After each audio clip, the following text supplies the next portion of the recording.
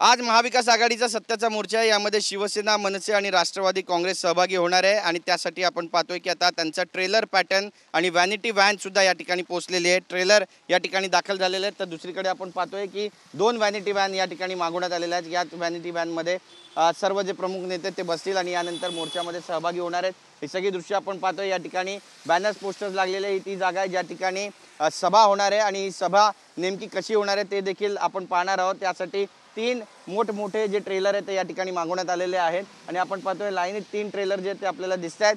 हे जे तीन ट्रेलर आहेत ते पूर्णपणे उघडे आहेत मागून आणि एकमेकांसमोर हे ट्रेलर जे आहेत ते याच रस्त्यावरती लागतील आणि मग जे प्रमुख नेते आहेत ते या ट्रेलरवरून भाषण करणार आहेत अशी माहिती मिळते। त्यासाठी हे तीन ट्रेलर जे ते या परिसरामध्ये मागवण्यात आलेले आहेत। तर दुसरीकडे आपण पाहतोय की या सभेमध्ये नेमकी आपली भूमिका काय घेतली जाणार आहे राज ठाकरेंकडून, उद्धव ठाकरेंकडून आणि राष्ट्रवादी काँग्रेसच्या नेत्यांकडून हे सुद्धा पाहणं महत्त्वाचं ठरणार आहे। लोकशाही जगवा, संविधान वाचवा, सत्याच्या मोर्चात सामील व्हा अशा आशयाचे जे बॅनर्स, पोस्टर्स आहेत ते आपल्याला ठिकठिकाणी पाहायला मिळतात। पण काँग्रेसचा एकही बॅनर सध्या या ठिकाणी दिसत नाही आहे आणि मुंबई काँग्रेसचे देखील बॅनर दिसत नाही आहे। त्यामुळे महानगरपालिका स्वबळावर लढण्याचा मुंबई काँग्रेसचा मानस आहे का असा सवाल सुद्धा या निमित्तानं उपस्थित होतोय आणि आजच्या मोर्चामध्ये वर्षा गायकवाड आणि त्यासोबतच इतर काँग्रेसचे जे पदाधिकारी आहेत, नेते आहेत ते सामील होणार आहेत का हे देखील पाहणं महत्त्वाचं ठरणार आहे।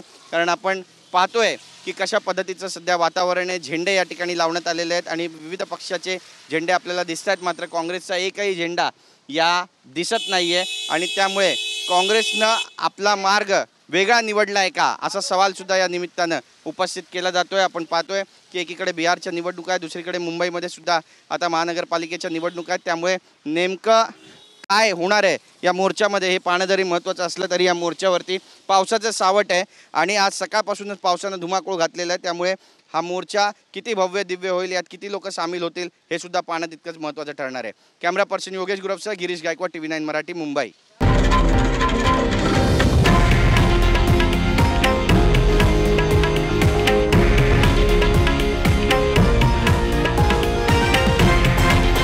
हे आहे देशातील नंबर 1 न्यूज नेटवर्क आणि आपण पाहत आहात TV9 मराठी, एकमेव।